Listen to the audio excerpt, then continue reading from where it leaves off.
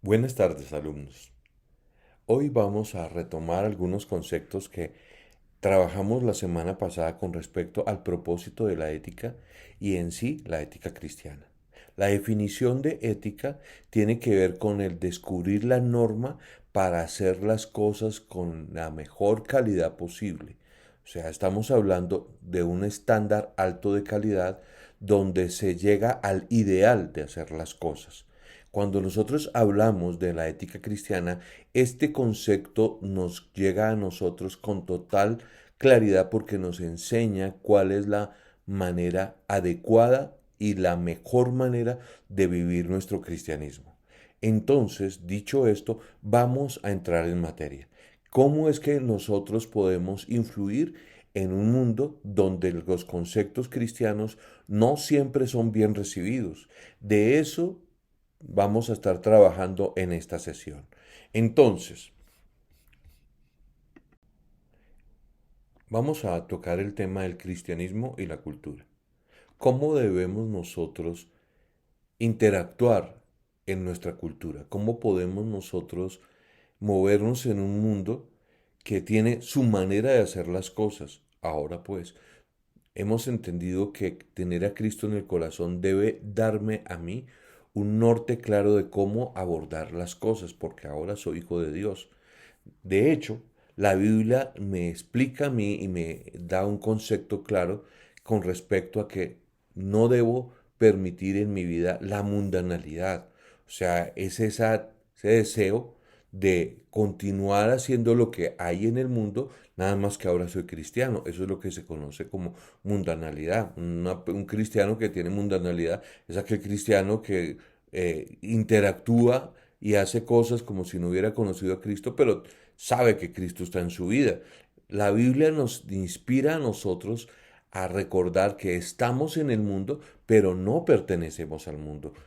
Con esto nos quiere explicar el Señor claramente que hay cosas que en el mundo no puedo admitir porque a Dios le parece mal, son pecado. Entonces la Biblia nos desanima a compartir ciertos conceptos que hay en el mundo. La Biblia, por ejemplo, en Romanos, versículos 12, capítulo 12, versículo 2 dice que no os conforméis a este mundo. ¿Qué significa? Que yo tengo la responsabilidad de no permitir que el mundo me siga influyendo como lo hiciera si yo no tenía a Cristo en mi corazón. Esta parte donde Dios nos pone en esa posición de buscar la mejor manera de hacer las cosas es cuando nosotros como cristianos necesitamos abordar la ética de la mejor manera. ¿Por qué?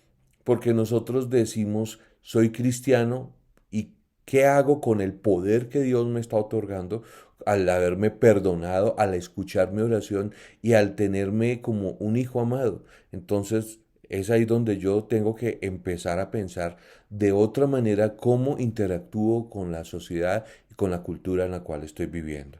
Entonces, dicho esto, vamos a ver algunas corrientes de ética cristiana. La ética cristiana me lleva a mí a hacerme varias preguntas.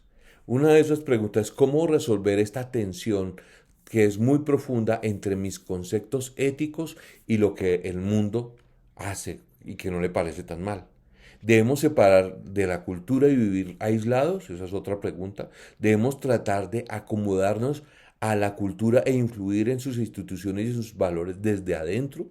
O sea, debo permanecer e interactuar con las personas y aceptar algunas cosas que hay en el mundo en pro de inspirarlos a cambiar desde adentro y hacia afuera. Debo tratar de transformar la cultura y cambiar las instituciones para atraerlas a Cristo. Estas son las preguntas que aborda la ética cristiana. ¿Por qué? Porque como yo decida vivir mi cristianismo, me va a enfocar, me va a dar nortes para saber qué hacer. Por ejemplo, con la interacción con cuando estoy en un lugar donde las personas tienen una prevención hacia el cristianismo y no saben que yo soy cristiano, soy yo el llamado a mostrarles otro cristianismo, a mostrarles que Cristo es amor. Claro, entonces es ahí donde yo digo, ¿qué debo hacer? Porque también esto me puede llevar a compartir espacios y a compartir charlas con personas que uno dice, ¿esto es todo lo que yo debo hacer o qué es lo que debo hacer? Entonces vamos a ir al postulado número uno de lo que algunos cristianos han pensado que se debe hacer. Entonces, la ética cristiana y el modelo de separación. Entonces, este modelo de separación arguye que los cristianos debemos estar retirados de cualquier participación con el mundo, debemos estar totalmente apartados. Entonces, hay algunos textos bíblicos que nos ayudan a ver que sí, Dios, hay momentos en la vida que le ordena a sus hijos que no pueden tener ningún tipo de contacto con el mundo, con la cultura, porque ya está una cultura muy corrupta, muy metida en cosas que a Dios no le gusta. Entonces, el caso de Noé, cuando Dios decidió que iba a permitir que llegara un diluvio sobre la tierra, Noé le dije, Dios le habló claramente por qué iba a hacer este diluvio. Y le dijo, bueno, usted tiene que salirse de ahí, tiene que armar el arca y salirse.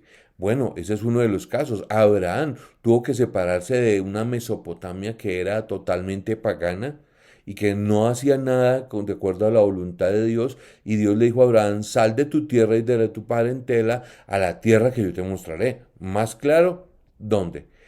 Ahí hay una directriz clara de algo que Dios le invitaba a hacer.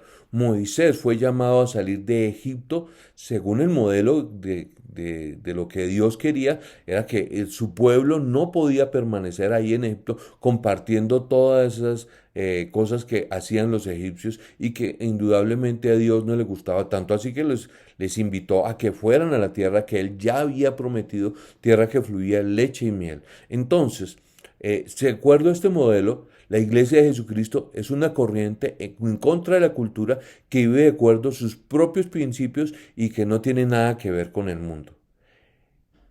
Nosotros tenemos que saber poner límites a nuestra vida cristiana. Cuando nosotros vemos que nos están invitando a hacer algo que no está bien, ahí yo tengo que pararme en la raya y decir, perdóneme, pero esto no es lo que yo quiero de mi vida. Y yo tengo que apartarme y utilizar este modelo de separación.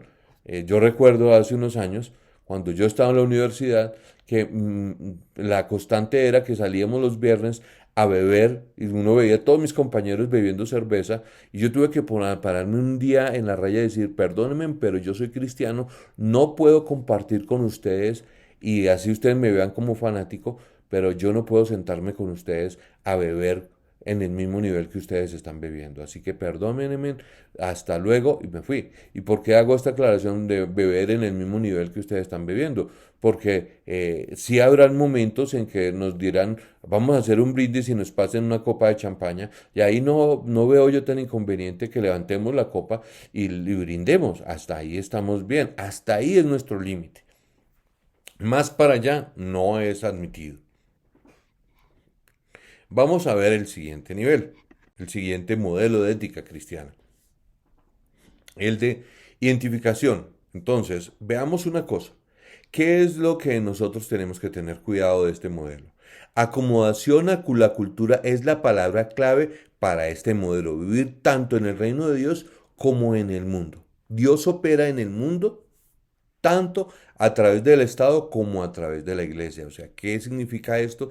Dios se va a mover en ambos espacios, de tal manera que las personas entiendan a través de la influencia de la iglesia y a través del Estado que Él está ahí haciendo presencia. El creyente, por lo tanto, tiene un compromiso doble con la iglesia y con el Estado, identificándose en particular y de trabajar con ambas instituciones, tanto con la iglesia como en el Estado. Es parte del mandato cristiano que debemos orar por nuestras autoridades. Yo debo pedirle al Señor que bendiga a mis gobernantes. En eso todos estamos de acuerdo. Nosotros hacemos la diferencia con respecto a que hay ciertas cosas que hay en la cultura que nosotros no podemos admitir y que si nosotros vemos que en este gobierno, a nivel político, me están involucrando en cosas que no están bien, pues yo qué tengo que hacer. Evitar meterme en esta línea de pensamiento, porque a veces la gente piensa que porque nosotros estamos muy solidarios, pues como muy libre pensadores, digo yo a veces, entonces vamos a admitirle ciertas cosas. No, nosotros tenemos claro que podemos influirles. Ahora pues vamos a la siguiente presentación. Veamos algunos ejemplos de personas que estuvieron en las esferas de gobierno altas e hicieron un cambio significativo. Entonces, José llegó a una posición alta en Egipto, sirviendo como una especie de primer ministro. Ahora pues, veamos que José era un hombre que tenía un corazón para Dios, era un hombre muy espiritual, pero también la Biblia resalta que era un gran trabajador, que no solamente Dios le había dado gracia para hacer las cosas bien, sino que él, donde llegaba, trabajaba con un estándar alto de trabajo. O sea, no era un hombre perezoso, no leemos en la palabra de Dios que él fuera un hombre que se la pasara ocioso y que Dios bendecía, así no hiciera el trabajo. No, José era un hombre con un alto estándar de trabajo. Daniel tenía la misma característica. Cuando Daniel fue puesto en eminencia en el imperio, en dos imperios, tres imperios, pero en especial Babilonio y Persa, él llegó a tener conexión con las altas esferas y en especial con los que eran los líderes, emperadores, con Darío el Grande. Entonces uno dice, bueno, ¿y qué hacía diferente Daniel? Daniel era un hombre que trabajaba y hacía las cosas bien. Pero eso no le hacía permitirse ciertas licencias. De hecho, cuando lo invitaron a que no orara, sino que adorara al emperador, entonces él dijo, no, un momento. Y de hecho eso le costó que lo echaran al foso de los leones y Darío dijo, no, un momentico, esto no está bien. Este hombre hace las cosas también que me da dolor que le vaya a pasar esto. Bueno, Dios lo sacó adelante, gracias a Dios, pero veamos que él como individuo, estando en esas esferas de poder y autoridad, no solamente demostraba espiritualidad, sino un gran trabajo.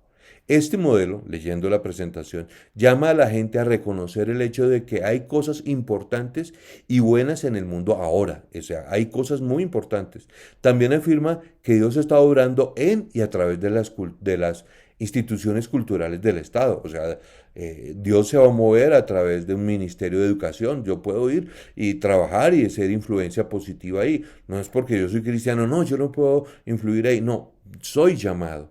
Soy llamado en el área del comercio, que la gente vea que los cristianos hacemos muy buenos negocios, o en el terreno de las artes, ¿no? Que vean que nosotros hacemos la diferencia.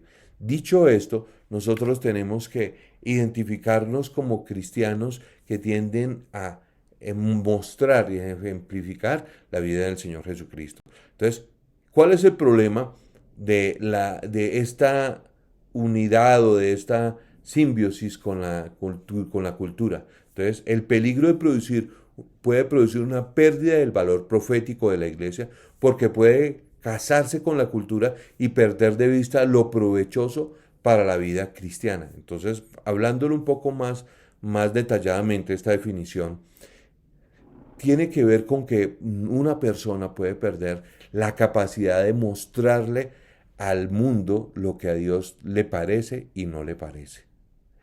Cuando nosotros ya estamos tan acomodados con la cultura, ya la gente dice, no, esto es de los nuestros, y ya no vamos a hacer sal y luz, sino que ellos sienten que nosotros también compartimos sus mismas ideas con respecto a la injusticia, con respecto qué sé yo, la orgullo, la arrogancia, los malos manejos de finanzas, tantas cosas que nosotros tenemos que decirle, no, perdóname, pero eso se maneja, se usa, pero no es lo que a Dios le gusta.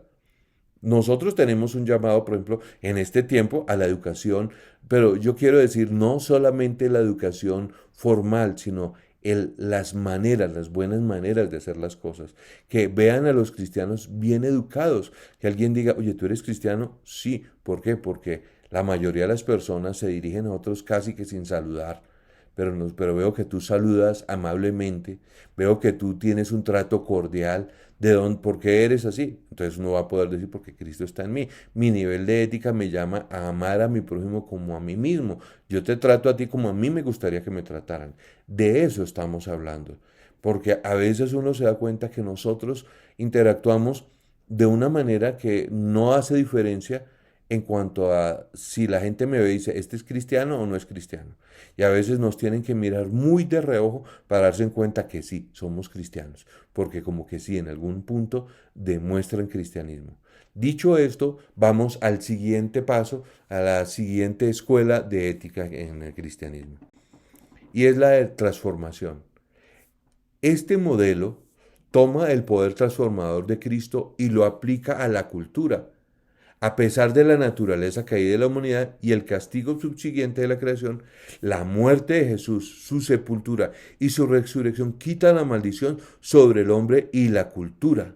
O sea, le muestra, hay esperanza. Por lo tanto, el hombre puede ser la diferencia en esta creación. Hay una cosa que yo he notado cuando la gente empieza a buscar las religiones orientales, los yogas, la metafísica, siempre tienen una necesidad de ver cómo cambiar su espiritualidad, de decir cómo puedo ser mejor persona.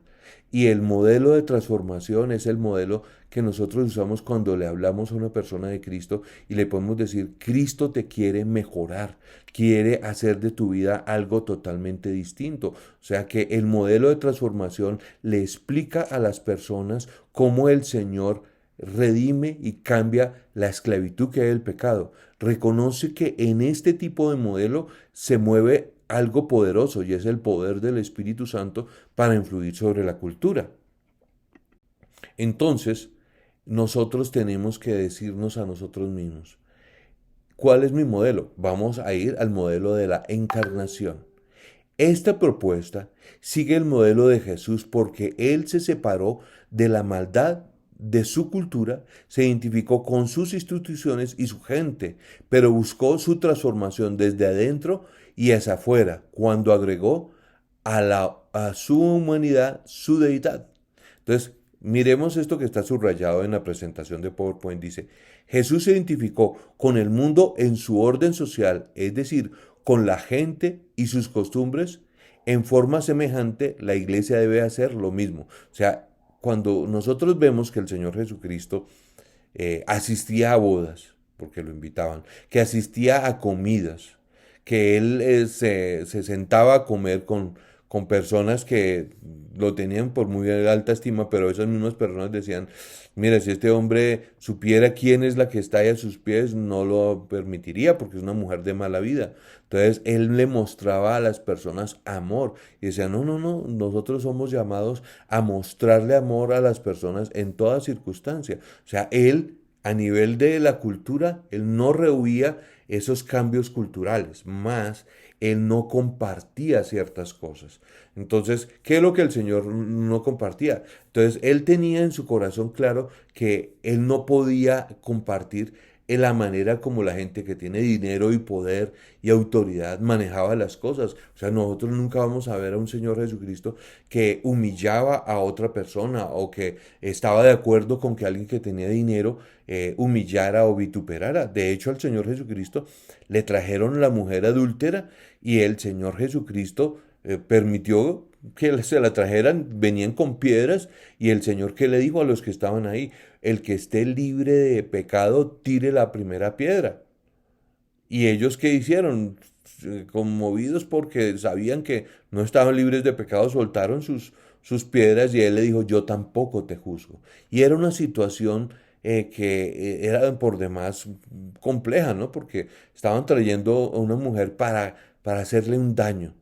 Entonces, nosotros nos vamos a dar cuenta que el modelo de la encarnación que muestra que Jesucristo vino a transformar la vida de las personas y que esa transformación derrota el poder de Satanás y de la influencia de Satanás sobre las personas. Entonces, este modelo es el que nosotros vivimos constantemente cuando le decimos a las personas que Dios es una opción para ellos. Hace un tiempo alguien me dijo, ¿por qué no le da una palabra a este muchacho? Era un joven que se estaba metiendo en alcoholismo. Entonces este muchacho pensó que yo le iba a dar a él un gran discurso acerca de cómo el alcoholismo lo iba a llevar a una quiebra constante y todo eso, y que no le iba a dejar permitir tener un buen hogar, que era lo que me decían que le dijera. Dígale que si sigue borracho no va a tener un hogar. Yo lo único que pude decirle es, si tú tienes a Cristo en tu corazón, Él te da la fuerza para abandonar tu hábito por el licor. Y él me dijo, yo lo sé y estoy buscándolo a él. Y entonces yo me di cuenta que era entre la conversación que era un hombre que tenía una necesidad de Dios y pues seguimos charlando y ahí estamos. Pero es ese modelo de la encarnación donde no solamente le decimos la norma, el ideal, sino que le explicamos quién es, y ese es Cristo. Entonces, ¿cómo se vive el cristianismo de acuerdo al modelo de encarnación? El cristiano siempre vive con una tensión, la tensión entre lo que se puede transformar y lo que se debe evitar. Estas dos palabritas son importantes para nosotros, porque hay cosas que yo puedo transformar. Por ejemplo, si yo llego a una oficina donde hay una ética muy baja con respecto al chisme, a la habladuría o al maltrato a las personas, todo el mundo se habla golpeado, entonces yo puedo llegar ahí y decir, yo esto lo puedo cambiar, pero también hay cosas que yo tengo que decirme, no, esto yo no puedo estar de acuerdo, yo tengo que evitarlo. Yo recuerdo que cuando yo trabajaba en Bogotá, había un proceso en una empresa donde yo trabajaba, donde los empleados instituyeron que había que cobrar un dinero por hacer una gestión. Entonces ellos, cada vez que alguien decía, yo quisiera que me llevaran mi pasaporte a la embajada, entonces el mensajero llegaba y decía, sí, claro, eso se le cobraban, y en ese tiempo le cobraba $1. Entonces le entregaban a uno como 10 pasaportes, pues eran como 10 dolaritos que no estaban incluidos en el sueldo. Hasta que me llegaron a mí a decirme, mire, lo que pasa es que nosotros por llevar pasaportes a la embajada cobramos $1 adicional. Y yo hice la pregunta, ¿y eso está permitido? Y yo, no, no, pero nosotros lo hacemos y ahí nos cuadramos un dinero. Así que cuando a mí me pasaron mi dolarito por los pasaportes, yo los devolví y yo les dije, un momento, perdóname, pero yo no puedo estar de acuerdo con tomarme un dinero que no está entre la tarifa ofrecida a los clientes. Ah, pero usted sí que es moralista, ta, ta, ta. No, yo quiero mostrarme de una manera íntegra. Entonces, eso me sirvió y me abrió puertas porque este muchacho cuando vio esa actitud, mira, usted es muy ético, muy moralista, ta, ta, ta, se puso bravo, pero después se volvió un gran amigo mío que le compartí de Cristo. Eso es lo que yo puedo evitar. Ahora que yo puedo transformar. Ahora pues hay modelos de cosas que en lugar de eso yo tengo que saber qué debo evitar. O sea, aquí para una frase coloquial es saber dónde debo correr. Es esa parte donde uno tiene que decir, es mejor que digan, aquí corrió un cobarde y no, aquí cayó un valiente. ¿Qué significa esto? Que hay situaciones donde son muy complejas, donde se está poniendo a prueba mi espiritualidad y yo tengo que decir, perdóneme, pero aquí sí me voy. Yo recuerdo, volviendo a mis experiencias, que en una oficina donde yo trabajaba, había el hábito de salir en salidas que rayaban de lo coloquial, de lo diversión entre amigos, a terminarlas en un tipo de acercamiento más carnal, por decirlo así.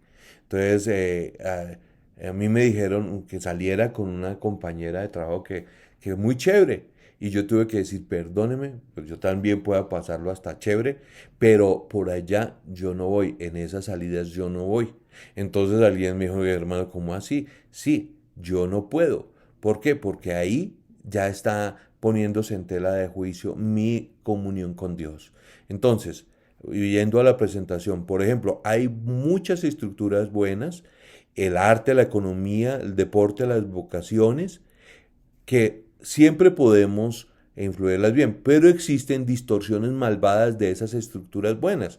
Entonces, la pornografía, la avaricia, el exceso de trabajo, la idolatría, el cristianismo debe identificarse con las buenas estructuras y buscar su transformación, pero también debe separarse de esas distorsiones pecaminosas.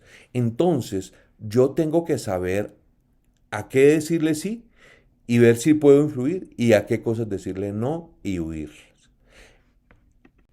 Entonces, no hay una fórmula simple para vivir en esta tensión o para resolverla. Siempre vamos a tener el jefe que me va a querer invitar a tomar, siempre voy a encontrar el compañero que quiere hacer dinero de una manera que no es correcta, siempre voy a encontrar una persona que me va a querer generar algún tipo de actitud altiva y grosera hacia otra persona. porque nosotros somos superiores y qué sé yo, cuántas habladurías pueden decir las personas, pero el Señor me ha dado a mí directrices claras. Entonces, la responsabilidad del creyente, volviendo a la presentación, es conocer la palabra de Dios, conocer la mente de Cristo y escoger una acción que mejore lo que Dios representa como su voluntad. Entonces, con esto, ¿qué quiero decir? Bueno, sí, yo sé que es lo que la Biblia dice. Y yo tengo un tiempo con Dios y en ese tiempo con Dios, Dios me ha hablado y me ha dicho que hay ciertas cosas que a él no le gustan. Pues entonces, a partir de ese tiempo devocional, yo tengo que saber cómo moverme. Entonces, el creyente tendrá distintas respuestas y la manera en que cada uno contesta esas preguntas representa la variedad de expresiones entre la iglesia cristiana. Entonces, la manera en que los cristianos resuelven esta tensión es lo que nos lleva a la madurez. No es fácil, yo no les voy a decir que es fácil, pero de una cosa sí es cierto, en la medida que lo enfrentamos, en la medida que queremos mostrar nuestra ética cristiana, Dios me va a dar a mí la capacidad de madurar y llegar a un mejor puerto como hijo de Dios. Gracias por su tiempo.